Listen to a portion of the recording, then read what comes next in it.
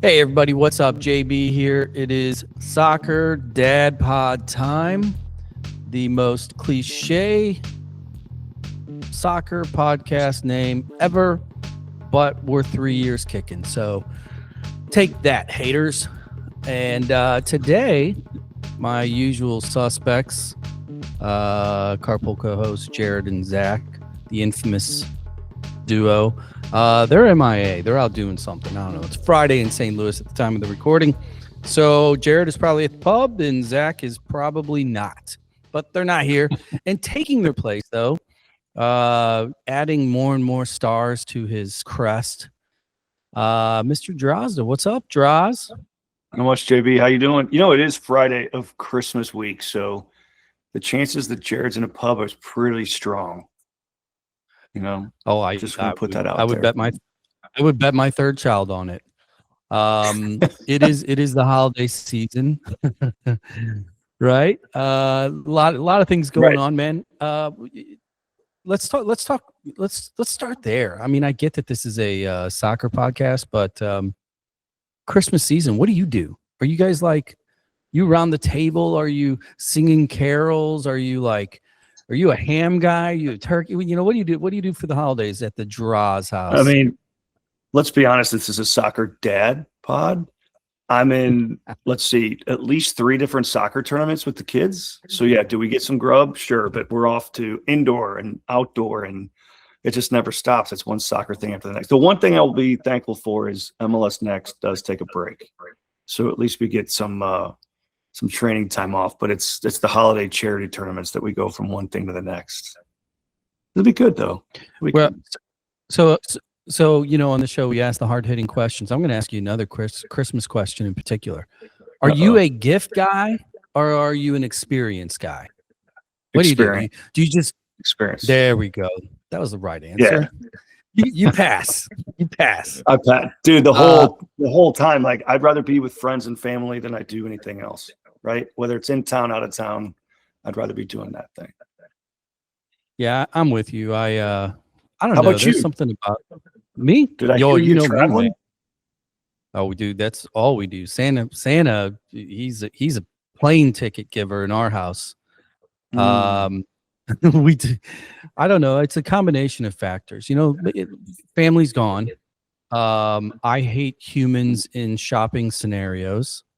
So you start to add it all up, man. Give me a plane. I'm out. Take the kids. Yeah. We go. This year's. Are you going somewhere to incorporate soccer? Are you going to be watching some soccer in person? Yeah. No, yeah.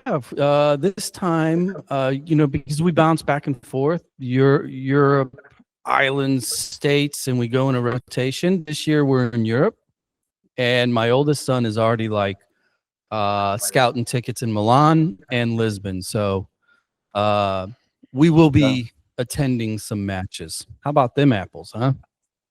Nothing. I see. There's no gift receipt with that.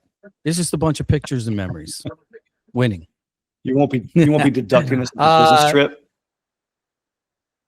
Well, of course I will. Good thing no IRS agents watch or listen to this show. So anyway, let's get into some brass tacks here. Soccer Dad Pod. We've been on a little bit of a roll lately.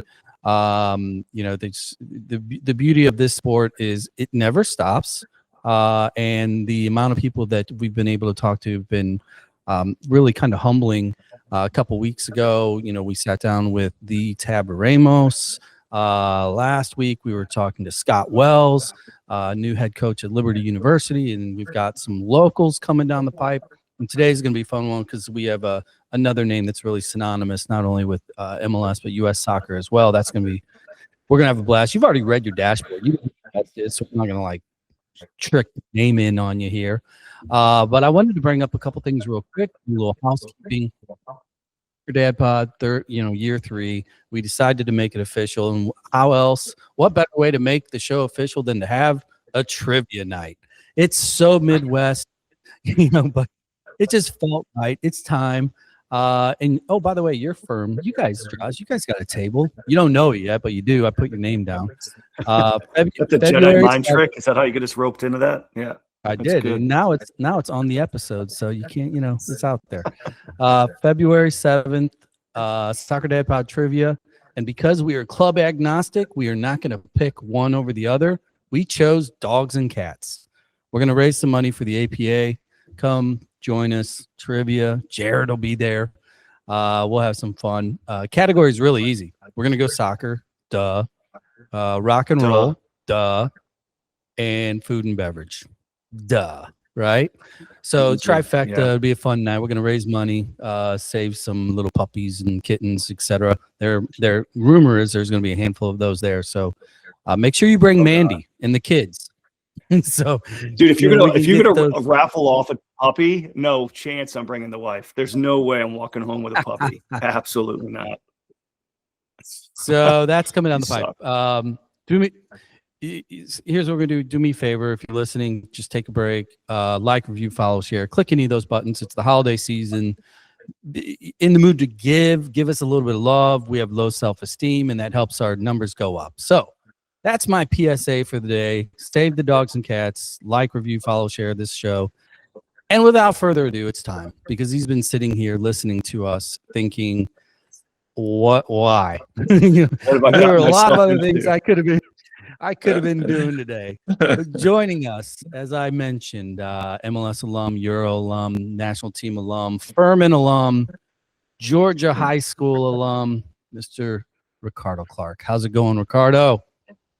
Hey, it's going well, man. Glad to be here.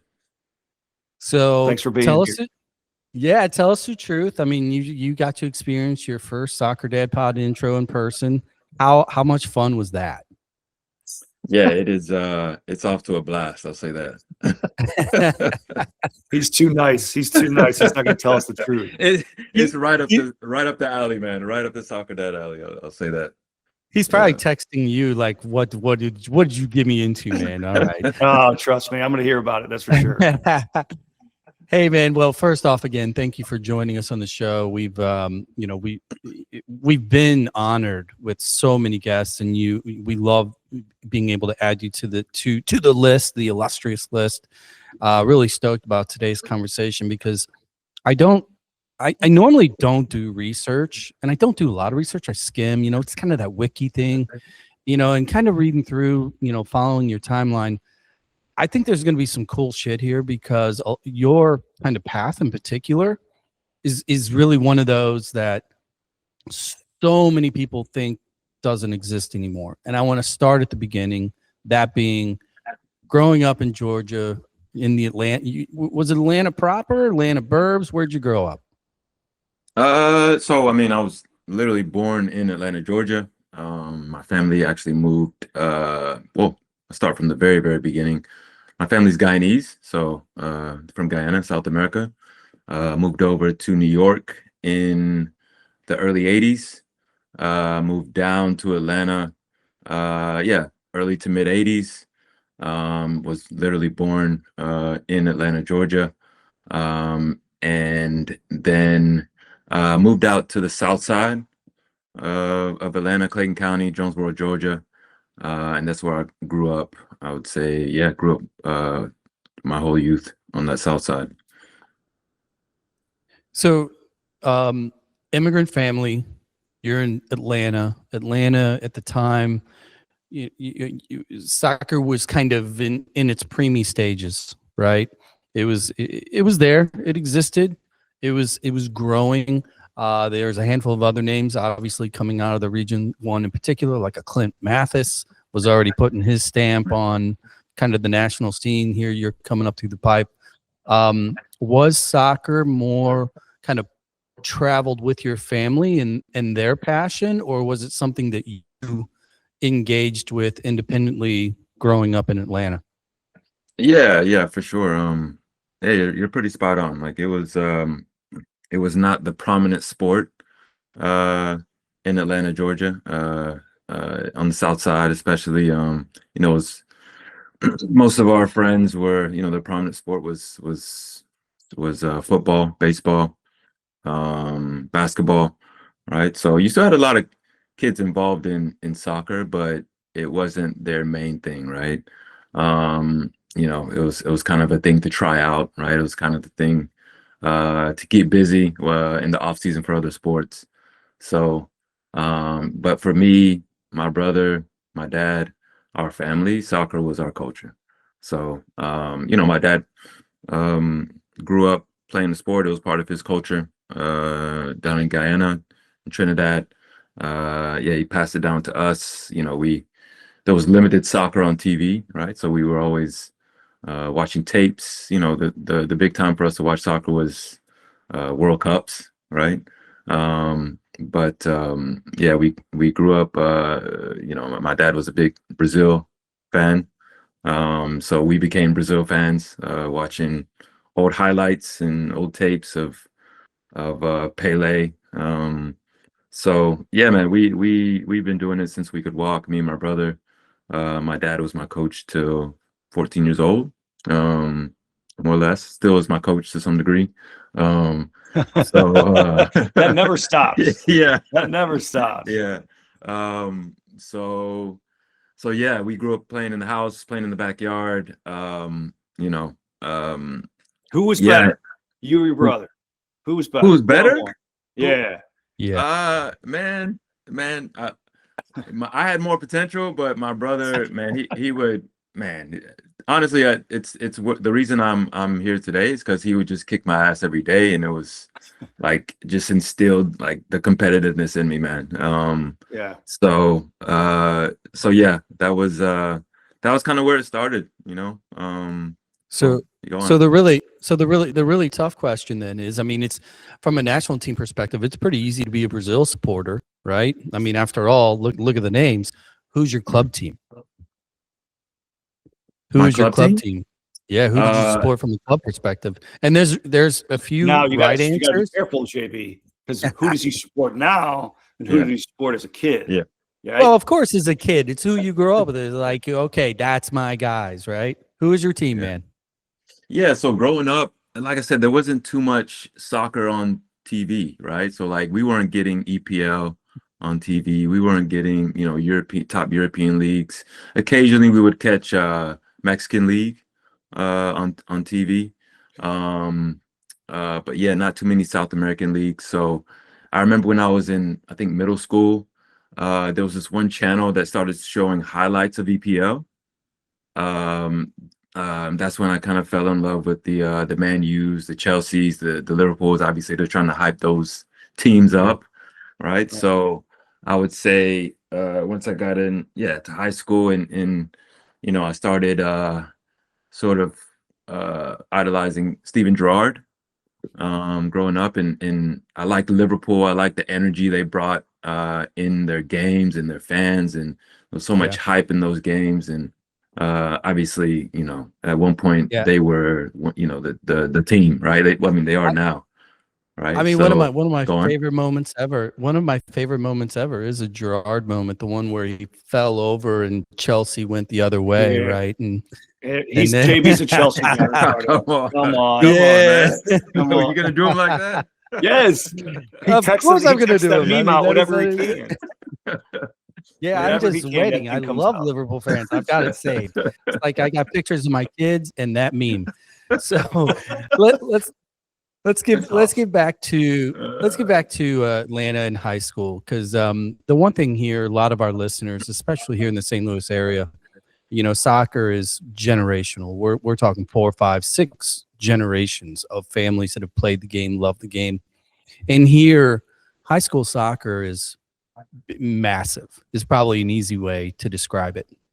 Ton of history, ton of legacy, and now in the landscape of MLS and academies and homegrown and everything else, there's kind of this battle between traditional high school soccer in particular and clubs. But your own experience, you played high school soccer. Not only did you play, you were lucky to be part of 2 state championship teams. Can you just take a second, given that your resume is literally global, can you talk about what it meant to you to play high school soccer, what it was like, and what it was like winning, 2 state championships?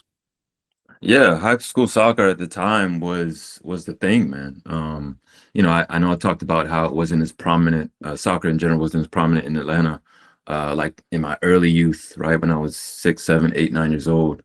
But you could see, decade after decade, the game growing, right? And then, once I got to high school, that's what the community was about. Not only, club soccer, but in the Atlanta area, because it's so big, because it's so metropolitan, there were so many different pockets around the city where some good teams and good talent would come through. And a lot, at the time, high school was part of that development pathway, to be fair. Like I said, I grew up on the South Side. Actually ended up going to school for soccer on the north side of town, like you mentioned, to high school called St. Pius X, but a big tradition with their soccer program. Man, I would say that was part of the reason I elevated my game.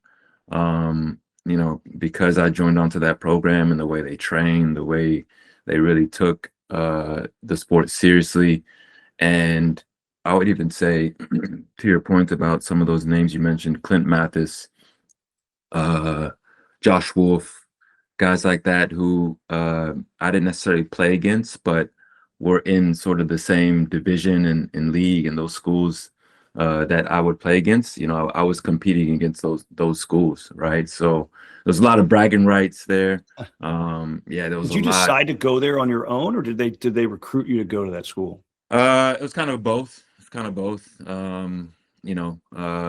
My brother, like entertained that opportunity when he was growing up. He ended up staying on the South Side and going to Lovejoy High School. And then once my turn came around to go to high school, I was like, I'm gonna do this. I'm gonna try it out. Right. It was a big jump, big move, demographically, culturally, distance wise, I'm driving an hour to school every single day, sometimes spending the night at a teammate's house just to get up for training at 5 a.m, right before school. So glad I made that decision in my soccer career, and the rest is history. Did they during your high school tenure? Sorry, JB. Did you? Yeah, go ahead. Did you have any adversity? I mean, obviously, you're touted as a good talent. You've got some upside, as you've already said. Did you have some adversity in high school? Like, did your coach switch your position? Did he minimize minutes? Did you have to earn a start? Those kind of things. Yeah, 100%. I would say a bit of adversity, especially on the physical side. So as a freshman, I played varsity, right? I had the technical ability. I had the game intelligence, but as freshman, you're obviously physically not going to be able to match up 100% of the time with the seniors, right? So I was able to compete and add value to the game, but not on the level I would when playing amongst like my age, my peers, right? That was a challenge for me, but in a good way, because I had to find solutions. I had to find solutions to make plays, to be even more impactful on the field, which I wasn't as naturally. I wasn't as much impactful my freshman year as I was my senior year. But it was a great challenge to have, playing against bigger, older, faster, stronger opponents, right, and players around me, for sure. Yeah. So let's talk a little bit about kind of the aha moment and the realization that stemming from your high school and your early club days, you excelled clearly. You're approaching your senior year, going into your senior year. Down in that neck of the woods, you got Coach Doug Allison over at Furman, who just retired, right? Can you take a second and talk about maybe that first phase of transition to the next level, going from high school there in your backyard, and as much as going from the south to a private school up on the north side, that's a pretty big transition for an individual like yourself. But the next level, to go play Division I soccer at Furman, that's a whole other game. Can you talk about what that experience was like? And specifically, since this is the Soccer Dad Pod show, what did it mean to your dad to see you, his son, sign to go play at a university like Furman? Yeah, obviously it meant a lot. So I'll kind of go through the whole process from high school. So obviously went to St. Pius. I think going there sort of built me up a lot on the physical side, and with the amount of training we did and the amount of natural dedication we were supposed to have to the sport, considering like the curriculum and the training program there. So, thankfully, during that time, I was able to make the youth national team, the U18s.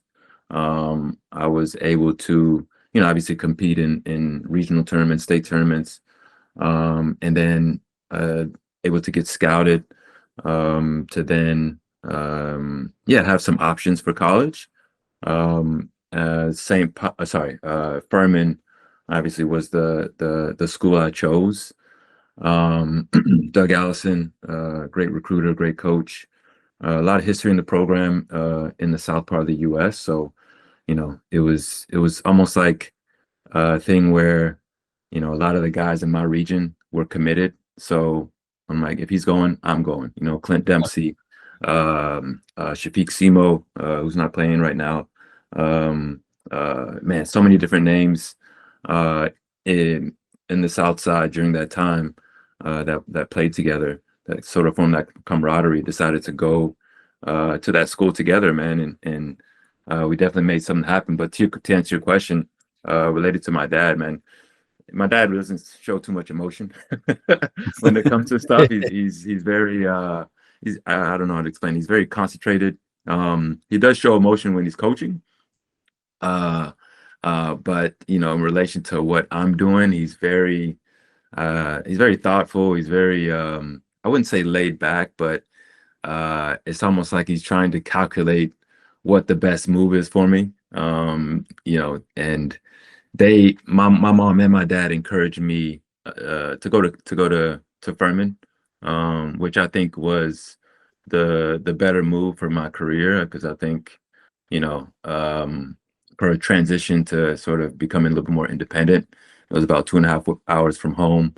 It was a small school, so not too many distractions, which can happen, which can obviously happen for young players. So my focus there when I was there was soccer, right? Obviously you have different cultural things, but that's what I was there so for. Who cried more, mom or dad when you signed? You already know that question. It was mom. I'm sure it was dad. Sure. I mean, we've all been doing no. Yeah. That's awesome. Yeah, go ahead, Greg. Did they get a chance to come see you play, your folks? Yeah, all the time. They would be up almost every weekend, driving up 2.5 hours from Atlanta to watch me play, which is really cool. So, it was, like I said, a good transition. Considering proximity. I like that. How much of an influence did he have on you as you kind of your youth national team career? Now maybe agents are sniffing around and you've got some inkling like, okay, maybe I can take the next step. Obviously that funnel, right? Not everybody can go to college. Not everybody can go to D1. Not everybody goes to the youth national team. Not everybody becomes a pro. Like, talk about what your thoughts were and maybe how your dad maybe impacted some things as you were making the decision to take it to the next step. Yeah. I would say, for my dad, he was, so I kind of use this in one of the programs I run. It's sort of the mind, body, spirit balance, right? So, it always stressed to me, obviously when I was younger, it was more like 1 year out of the other, but then you get older, you start to realize, okay, there was some sense in that. So, right. So, balancing, the physical part, which is naturally going to come with soccer, right? With everything you're doing there. And then as you get older, you incorporate more of the nutrition side and things like that. So having that aspect being prominent in my life, along with the mental side, right? And I think that's where the college came in, right? You know, he always stressed, have that schooling in your life, have that balance, right, along with the spiritual side, have that balance in your life, right? So for me, and his encouragement to really have me go to college, right, to make sure that's a big part of the mental side on the everyday part of what I'm doing, to maintain that balance. I think was huge and helped steer my direction into not going pro right away, but going to college, and obviously getting maybe a start on my potential degree down the road. But in addition to that, man, I'd say a big part of college was the social side, right? The maturing, being around older players and older people who are dedicated in what they do, and I can try to emulate, whether I'm going to be in college later on or just going on in life later on. I think that encouragement from him, from the mental side of that mind, body, spirit balance, helped me, on my pathway to go to college and then turn pro.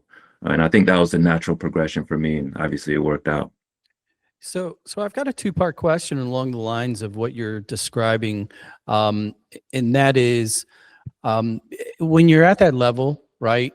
I think we would all agree that the delta between players when it comes to the technical, tactical, kind of physical skill sets is very, very narrow. When you're at the Division I level or the top programs in Division I, but there's always these things that kind of separate the players that have the ability to go to the next level. So the first part of my question is to you, as you're playing, because you only played 2 years at Furman and then you entered as a Project 40 player. What do you think it was that maybe was different about you, that was outside of kind of your technical skills as a player, that kind of opened the door for the opportunity for you to go pro? That's the first part of the question. And then the second part of it is, as a coach now, when you look at players, understanding that the skill sets are really close, what do you look for that is that special something?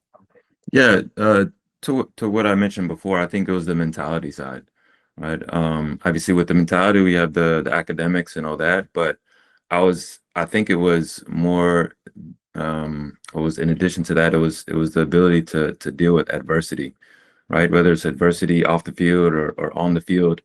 I think I always had that mindset that nothing could really steer me away from what my goal is, what I wanted to achieve. Or I was so like locked in, right? Especially in the moment, like when you're on the field, no matter what happens, like my mindset, my mentality really never changed in the hard work, right? The dedication, right? Obviously as a young player, you're, like teenager, you're a little bit dumb in some moments, but when it came to soccer, especially being on that pitch and being on that field, right? I was so locked in, right? In what I was doing, right? Nothing could deter me. And I would even say, even when you're dealing with adversity with, just the natural challenges in the game, whether it's, a coach doesn't like you, or a coach you don't gel with, or things that happen off the field. I always had that drive, that mindset, like I said, to know that, this is what I want to do. This is what I'm doing. No matter what external forces are happening, this is how I'm doing it, right? And I just went about it that way. Does that make sense? Yeah, totally. Would you mind? One of my favorite questions on this show, whenever I talk to individuals like yourself, especially those that coach, is the it factor. So, kind of in line with what you're describing, reflecting on yourself as a a high level coach who you're also part of the recruiting process. You're evaluating talent. Can you take a second to talk about what that is for you when the kid has it? What does that look like? Yeah, I think to answer that, similar to what I was saying, it's a mentality, it's a mindset, Um, again, there's things that deter you in everything you do, but um, as long as you can keep that mindset, all right, of knowing how to deal with adversity, right? Knowing how to overcome those challenges, right? And it's not easy, right? It's not easy. There's so many different factors, like I said, that can steer you away or not go your way, right? Injuries as well as, just the natural politics of the game, right? The players that really have that intrinsic motivation through their mentality, man. And I think that's the it factor, right? And some kids have it from the get-go, right? And they're able to carry through with it, right? Some kids have that gap in their performances, right? And it's something they develop. But whatever it is, I think, whether they develop early on, they naturally have it, or they get it later on in their careers. I think that is the it factor, man. And I love it. yeah, for sure. Go ahead, Dross. I mean, for me, we got a lot of listeners on this program that their kids are at a high level, both girls and boys, right? And there's different pathways for each one. Talk to me. I mean, I could talk about the pathway and the mental approach, but I'm glad you brought the mental side of it. But how does European football and the challenges that face there for you specifically in your career differentiate yourself, or it's different from when you were in MLS, both as a player and as a coach? Yeah, I would just touch on the mental side when I was in Europe, in Germany, right? First of all, I think I signed a contract in 2010 to play in Germany. Right off the bat, got injured my first week in training. Out for 3 weeks. Strained calf muscle. Right. So, so within that, you're trying to move your family over. You're dealing with these different circumstances within being a professional soccer player. Dealing with the language. That's what yeah, exactly. The language was a challenge for sure. We had 3 coaches in I think a year and a half, with the last one not being able to speak English at all, right? So, and like I said, naturally you're not gonna probably gel as much with that coach for that reason. So that was a big mental test for me, 100%. And I'll be honest, on the day-to-day, sometimes I was able to overcome that mental challenge. Other days it was a struggle, right? But nevertheless, it was a huge learning lesson, a huge growth moment within my career, to really know how to deal with those challenges on another level, right? We talk about the mental side, growing up at the youth level, whatnot, but it's always something that's going to test you in different mental aspects as you go through your career, especially the higher you get, right? So I learned a lot from those lessons and those experiences in Europe.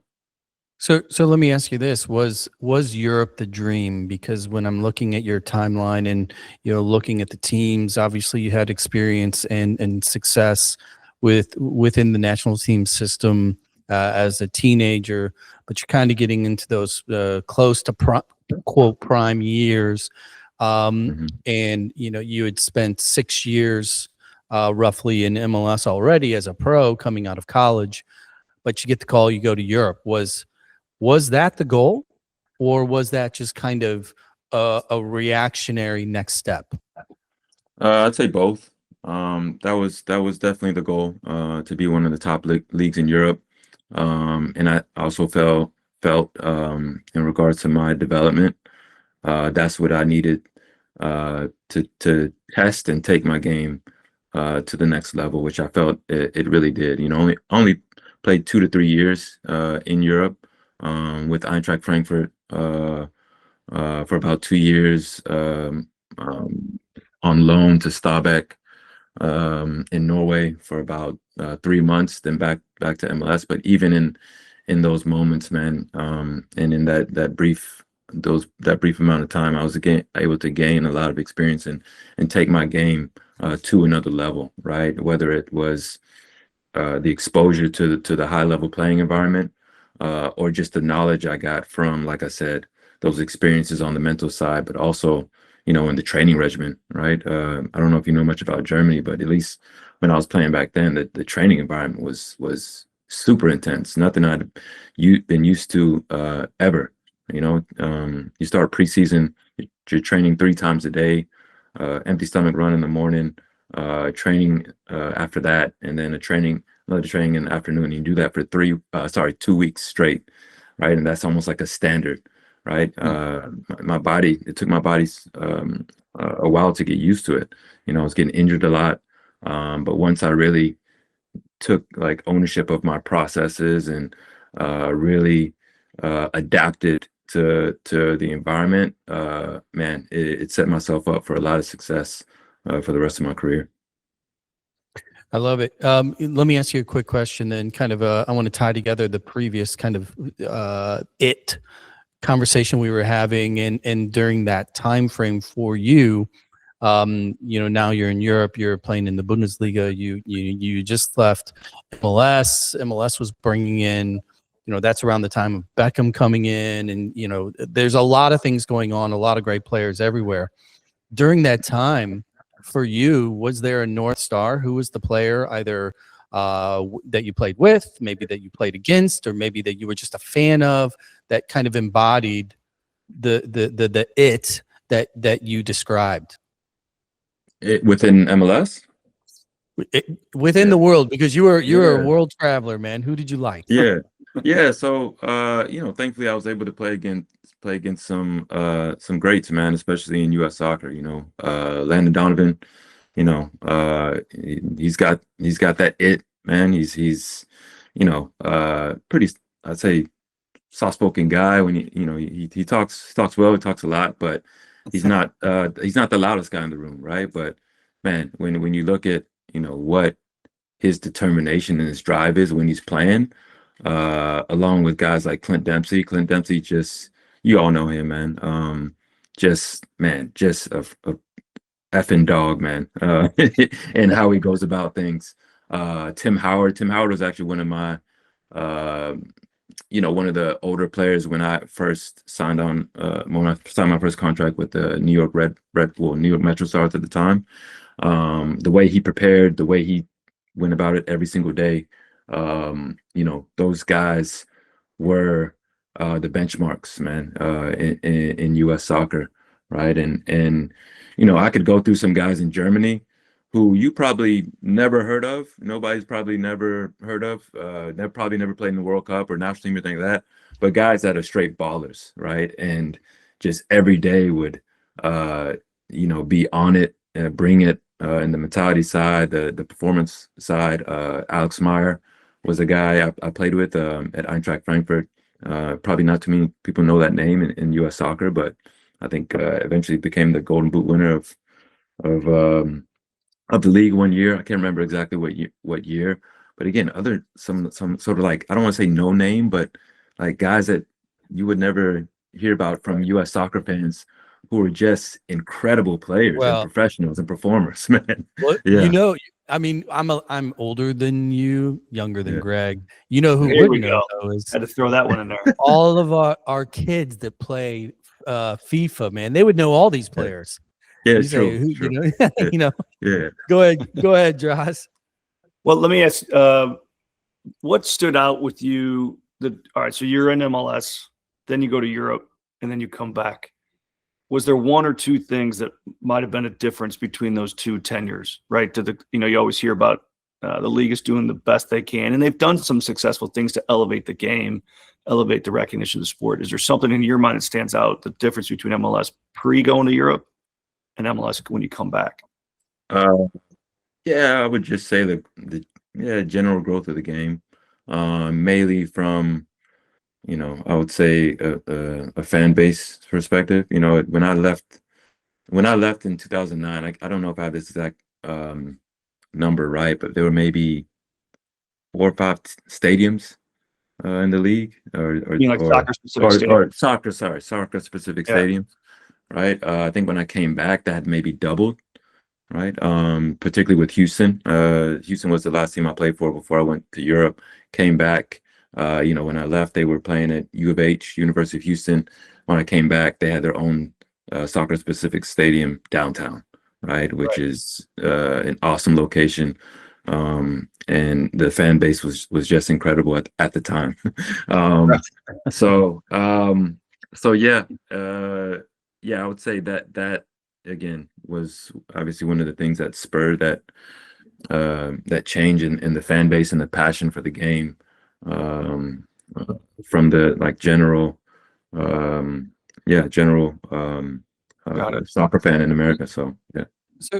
Yeah, I want to add on to that. Only I want to shift to maybe outside of the stadiums and outside of the leagues and talk more about culture.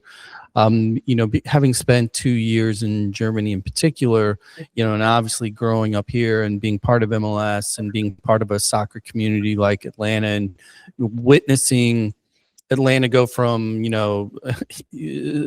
low to no to now, the state of soccer in Atlanta in particular, and really kind of what has happened across the country. But when you were in Germany, there's no chart that was going up and to the right. They were already, everybody's at the top, right? That is the national pastime. That is the sport. Did you notice, did you feel just kind of, again, outside of the locker room, outside of the stadium, what the culture meant when it came to the game?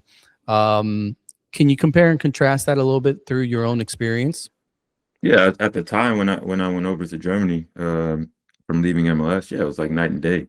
Like you said, Germany was that top tier, right, in European soccer and even world soccer, right, and what it is to the culture, right, and you go into a restaurant, you go into the airport, for instance, or whatever, right? The first thing on the front page, right, in the newspaper is soccer, a big headline with a player on the front page, or whoever, coach, whatever, but it's soccer related, and it's right there in your face, right? Little things like that just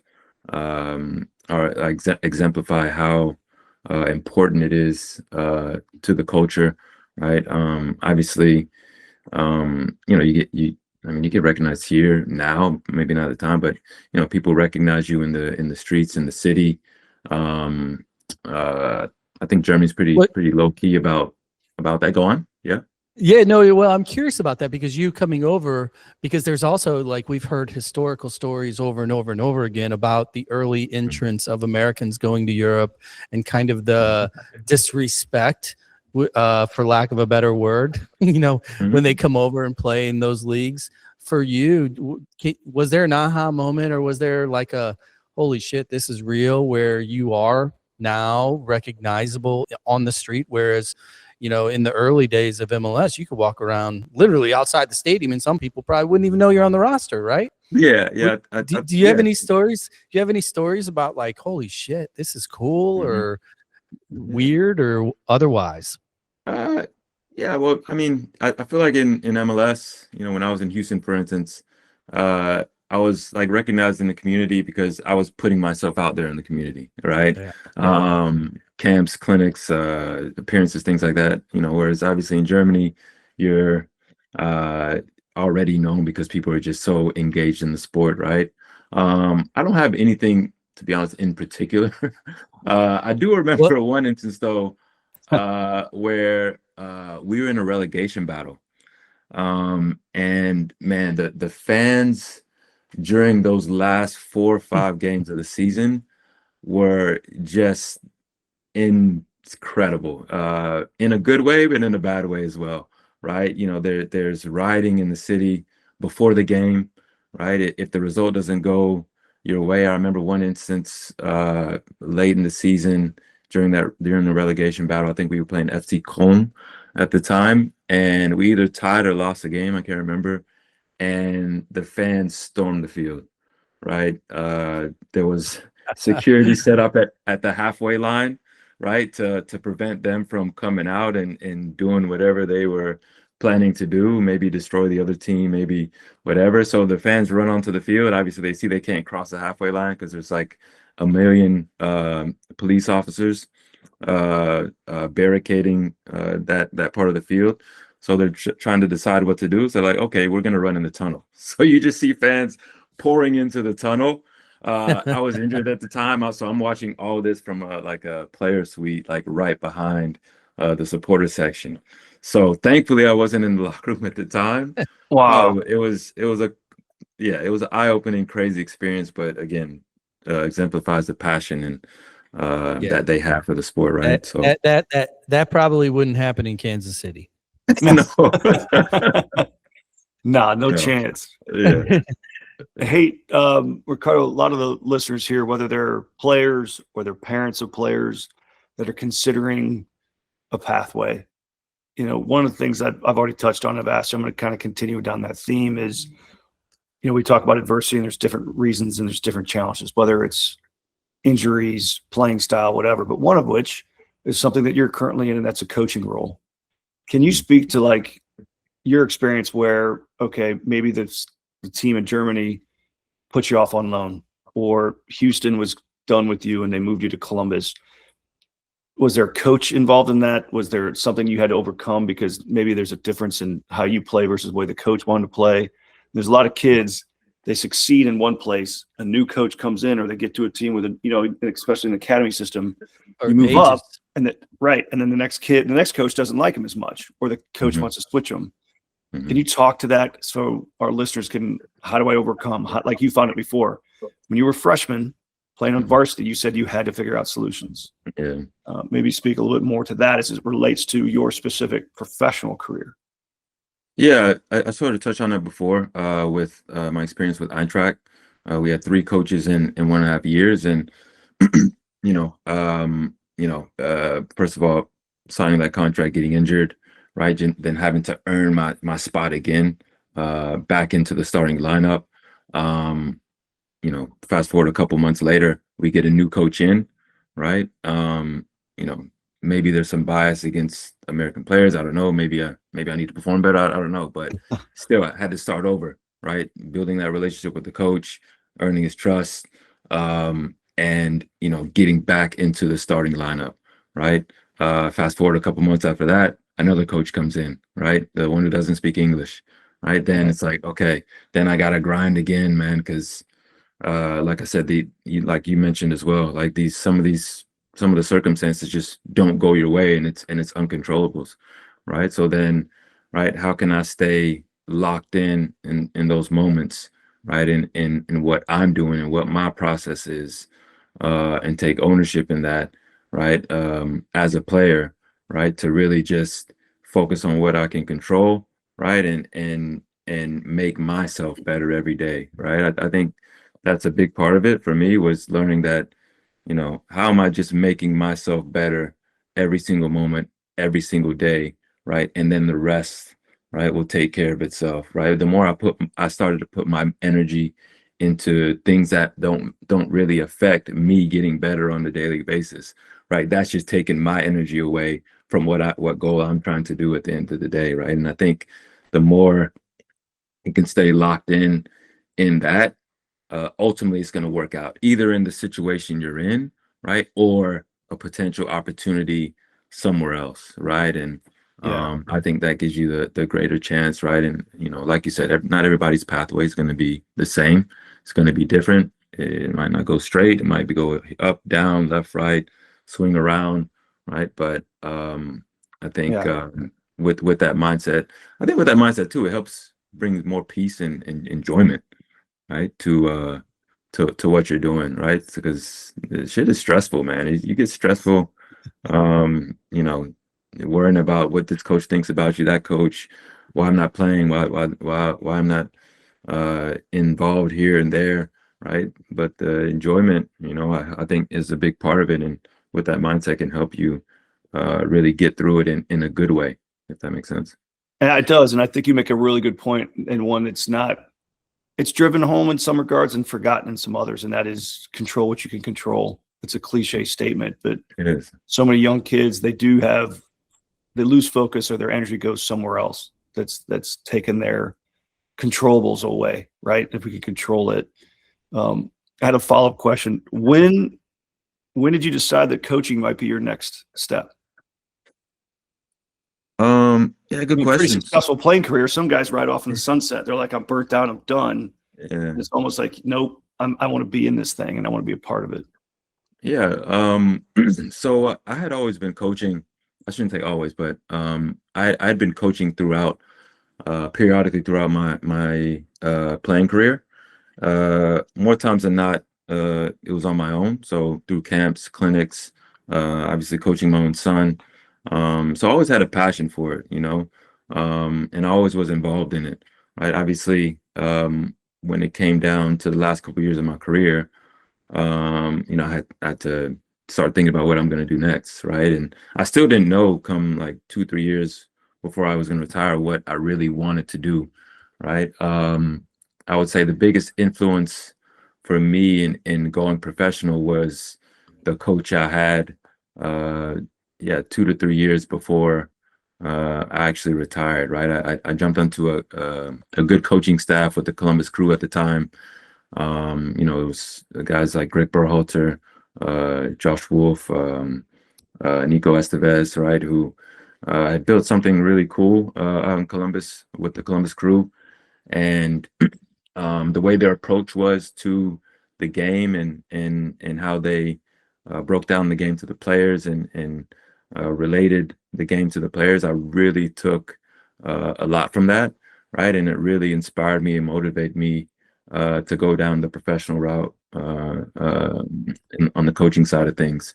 So that's when I made the decision and started getting my licenses and trying it out, getting my feet wet with the academy, and I really enjoyed it. I still get that itch and that feeling on a Saturday night coaching in the stadium, but the same itch that I was getting as a player, right? Yeah. And it's a really awesome feeling, and it's something that's addicting, man. And I'm glad I decided to go this route. For some of our listeners that might not know, sorry, JV, just quickly give the listeners like a quick resume of what you've been doing since you stopped playing. Yeah, so retired in after the 2019 season. I was with the Columbus Crew. 2020, jumped on board with the Houston Dynamo Academy for about 2 years. Working with, I would say started off working with all age groups, doing a lot of individual training, working as assistant coach, eventually becoming the head coach of a U16, then the head coach of the U19 in the pre-professional phase.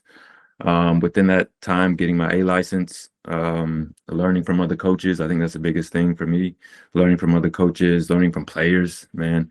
There's so much you can learn from players. And then eventually jumping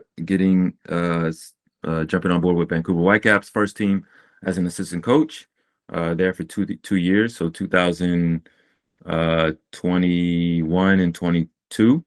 And then 2023 became the head coach of the second team with the Vancouver Whitecaps to the present day. So here we are zooming. For those of you listening, go over on Spotify. You can actually watch our conversation here. And I'm bringing this up because you still look fit. So my question to you regarding coaching, are you one of those guys, do you like walk out with your flats and your studs and you're like, what kind of day is it going to be, boys? And if they do their job, you put your flats on. If you don't like training, are you putting your studs on? Are you getting out there? Are you knocking it around? Man, I'd like to think I still got it, man, without bragging too much. I like to think I still got it. So yeah, I'm not like trying to jump on the field every day, but if we need an extra player, I don't mind You might know a jumping in. guy. You Yeah, I might might know know a guy. Exactly. Yeah. Hey, so So we pride ourselves on finding the shit that you can't find on Wikipedia. And I'm, looking at your timeline, I would be in trouble if I didn't ask this. Specifically, going back to your return to Houston from Europe, there was a guy on your team at that time that had a pretty good left foot, happened to go to Chaminade here in our backyard, Mr. Davis. hmm. Can you take a second and give us a little dirt?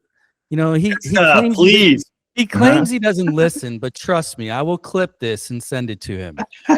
Talk about Brad Davis, one of St. Yeah. Louis's finest, Yeah. because he's a legend in Houston history. Yeah. Talk about him as a teammate.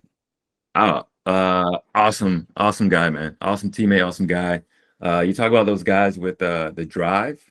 That's him, and he did it in a Brad way, right? The way he performed, probably one of the most, I would say, chill demeanors, right? But had to bring the intensity in his own way in a very calm and composed manner, right? Obviously, he had that wicked left foot, right, which was lethal on crosses, which was lethal on set pieces, right? But I felt like, because we were sort of that same class that came in the league. I think he was maybe a year or two older than me, but I feel like he grew his game, right, and developed his game so well, late to later in his career, where he's so calm and composed on the ball, where nothing phased him, right? And I think that was a big way that he led by example, right? And was able to back up his play. And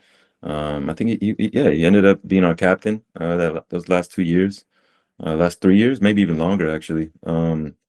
But Houston, St. Louis legend, Houston legend.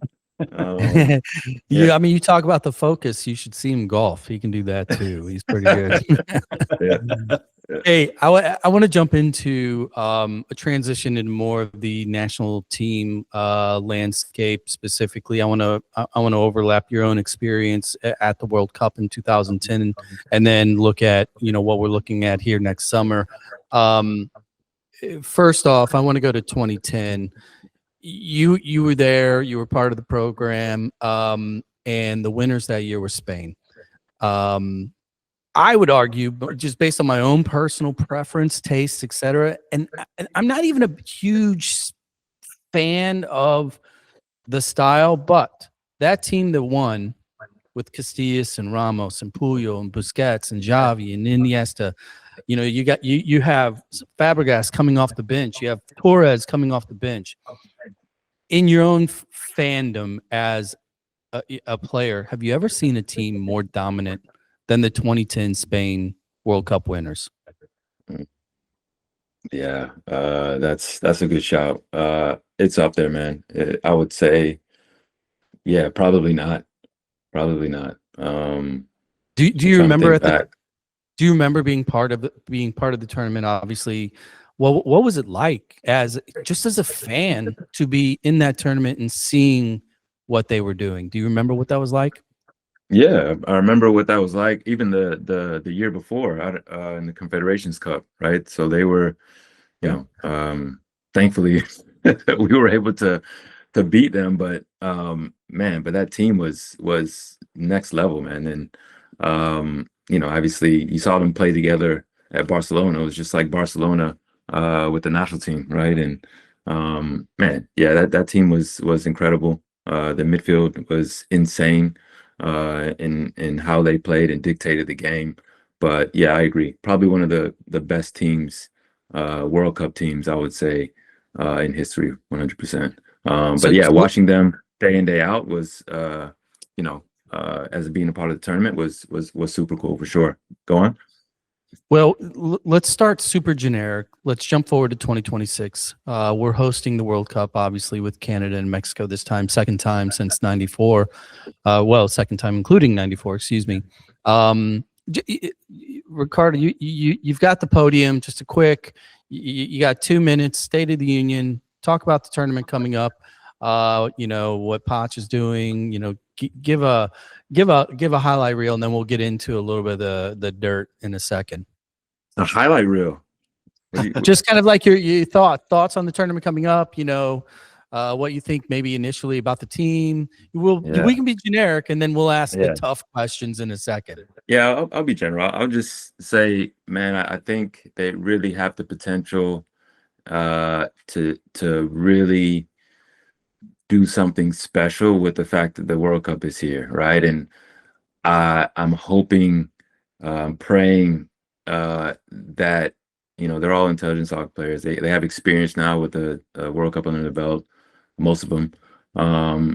I really hope that they harness that, right, and realize that, and really come together, no matter what happened or what's happening or this and that and all this noise with coaches, players. I really hope that like they come together, right, in that moment to really take advantage of this opportunity, man, because it could really be special. So that's all I'll say to that. Yeah. Well, I'm going to put you on the spot here because the other day we mentioned earlier in the show that we had Mr. Ramos on tab. We were talking to him about the upcoming World Cup, and one of the questions I asked him was in regards to the leadership, specifically kind of that locker room guy, the hammer, the one that is a player's player leader. And his answer to the question out of the pool of players coming down the pipe was Chris Richards. When you look at this team and you look at the talent and you look at the pedigree, who do you like as a potential, grab the guys by the scruff, get them focused, and march them out onto the field? Who do you like as a leader? As a leader, yeah, based on my I would say great knowledge of the group, but from what I've seen and from what I've gathered, I do like Tyler Adams as a leader in that group personally. I like how he relates to the outside environment, the media, the context of the games, of the situations, of the play, and what's going on. I think that he should have the experience and the resume, right, to really corral the group together, and be authentic about all of that. So that's one guy I see who can really help in bringing that group together, right, and recognizing the moment, especially based on the experience that he has. So yeah, I'll say that. Yeah. Love you? It's good. Who do I like? Yeah. Great question. Come on, JB. What do you got? I like piss and vinegar. I like the guys that are gonna like mix it up. Mm-hmm. If McKinney's healthy and 100%, I just like his demeanor, and I think it's one of those players because if you go back generationally, for example, one of your boys, right?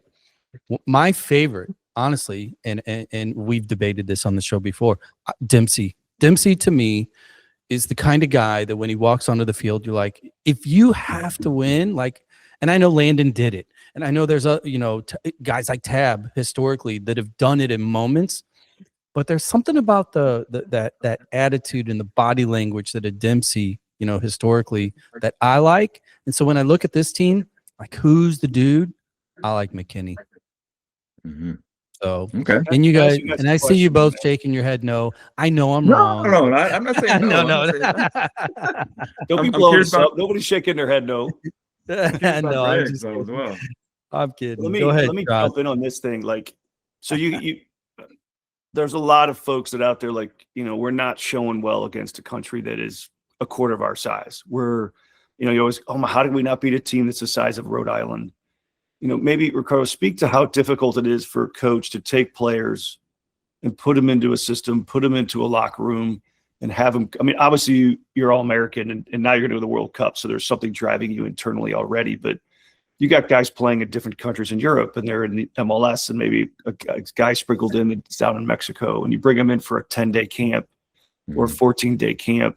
And I think sometimes people, when they make the statement like, how can we not beat this country, might not understand the difficulty to, one, get the team to be cohesive, two, to put the pieces in the same spot, right? Like you might bring 4 guys in that are studs, but they all play the 8th or they all play the 6th. And maybe the guy that's used to playing 8 with the club teams that got to go out wide now. Because I know I'm just kind of maybe starting to answer the question, but I want to speak to that. Like, as you're a coach, here we go. And we've had some good games. We've had some not so good games. And you got a coach that's still trying to learn U.S. soccer, I would argue. As I understand it, he still lives in Europe, so he's not even here. You know, well, he did do a little bit more homework by watching Miracle. You noticed that the other day. He's following in Herb Brooks' footsteps. I mean, that's a good start.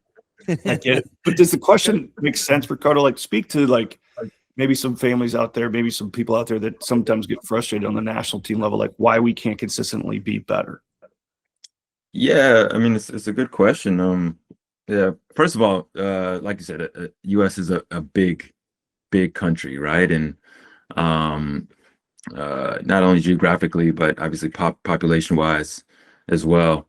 So, you know, I think that's first and foremost, that's the huge challenge for U.S. soccer and for us as a national team, even on the youth side, to really, you know, gather talent, right? Get the best talent, right? So you come, you know, choosing a team, you're choosing 22 players out of, you know, especially now with the talent pool all over the country, out of millions and millions of players, right? So obviously that's a challenge in itself. When it comes to the national team, you know, obviously you've hopefully honed in on where that talent is, and it's maybe easier to pick who and where and what the talent is, but you know, it's still a challenging situation, right? And maybe guys who are with the national team, I'm talking about coaching with the national team, have more experience and can understand it a bit better, because I've never really coached in that environment. I've obviously been a player in that environment, and I do feel like part of the success and the cohesiveness, right, is the players, right, ability to adapt, the players' ability to buy in to what's going on, right, and that's also the coach, right, getting them to buy in to what's going on and what they're doing and what their approach is. But you know, it's something that, you know, is, you know, obviously what they're signing up for, right? Being with the national team, right? And I've always wondered, you know, as a coach who's been involved with club coaching, right? What that experience would be as a coach going into an international environment, right? And obviously I experienced that as a player, but as a coach, you know, that's something that's another animal and another beast, because you're seeing these guys for what, 2 weeks before they have to play, if that, right. Especially related to friendlies. Obviously World Cup, together for a little bit longer before preparation for the tournament. But what were you going to say? Well, my question to you is along the lines of what you're talking about and describing, and I always use the analogy and kind of the parallel from a chef's perspective, right? When they open up their fridge and they open up their cabinet, every single spice is the best spice, and every single piece of meat is the best piece of meat, and everything else. But a great chef is the one that picks the right combination. So my question to you is, you know, as a coach now, you know, and you're finding a new passion from that side of the pitch, right? And you look at what's going on with the national team for you. How do you balance that? Because it's one thing to go and want the best player, right? Oh my God, look how technical these guys are. But now that you're a coach, you're starting to see the imperative nature of the right combination of spices per se. Do you think because of the scale of the states and really scale of soccer period, is that the biggest hurdle we're having right now in kind of putting together the best 11? And, you know, how do you approach it in your own Whitecaps world? Yeah, partly. I feel, yeah, that may be one of the challenges right now. I think there's so many other factors too, and how the coach wants to play, what profiles he wants in different positions, right? And who he thinks are the best profiles and players in those positions. But take away all of that, right? How is the culture being built? How is the chemistry being built? I'm a big believer, obviously you want quality players, but if you don't have the culture and the chemistry, it's a wrap, So, for me, it's okay. Once you have your 11, and let's be honest, like you're not picking scrubs when you're at the national team level. Everybody's going to have some level of competency when it comes to soccer.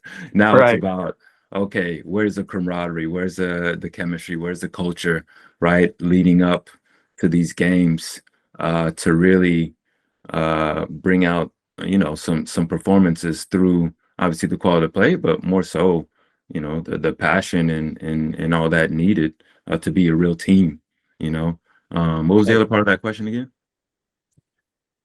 For me, Uh, it was like there's just more. You're coming together in 2 weeks, 3 weeks, and you got a lot of people complaining about how we can't beat teams from smaller countries, and the challenge of that. Yeah, and again, I think that's maybe part of it. In my opinion, is really getting that team chemistry, that team cohesiveness, to get that going. In my opinion, I feel like there was a little bit of a, when I watched the game, the fluidity, the little bit of disconnect was there. Again, I'm not there day to day. I don't know if there's a process, right, leading up to the World Cup, and they're actually anticipating this sort of moments, right, and how they're going about playing. But you'd like to see, come pre-World Cup matches, there to be some clear identity, chemistry, and approach, in my opinion, as to what they're going to be doing to have a good tournament. Got it. Yeah. I want to go ahead, Droz.